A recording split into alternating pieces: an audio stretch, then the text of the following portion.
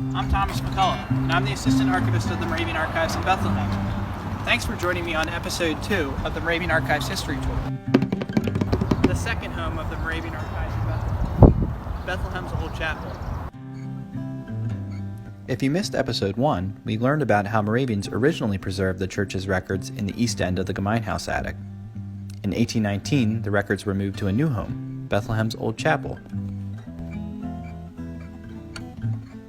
On May 17, 1819, in a meeting of the Bethlehem Aufseher Collegium, or Overseers Committee, we read, "Was resolved to configure the old Gemeinsaal in its entirety for the library, the archives, and the congregational bookshop."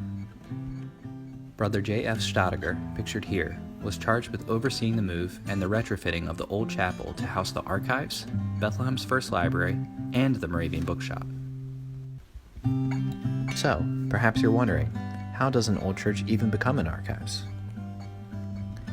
After the construction of Central Moravian Church was completed in 1806, the old chapel was used less and less for church services in the years that immediately followed.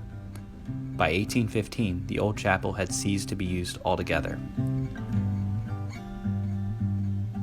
Most, if not all, of the old church benches had been repurposed elsewhere in the community.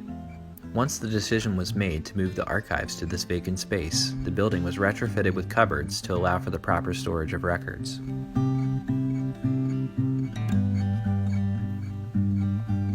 Just as Moravian archivists create finding aids today to improve access to records, a complete inventory was made of the archives immediately after they were relocated to the old chapel in 1819. This inventory is still preserved today among other records in our collections.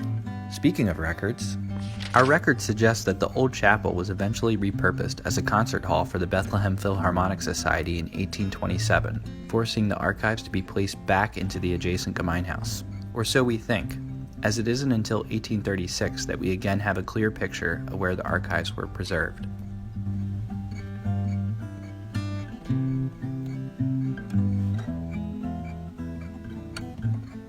Stay tuned for Episode 3 of the Moravian Archives History Tour to find out where the archives move to next.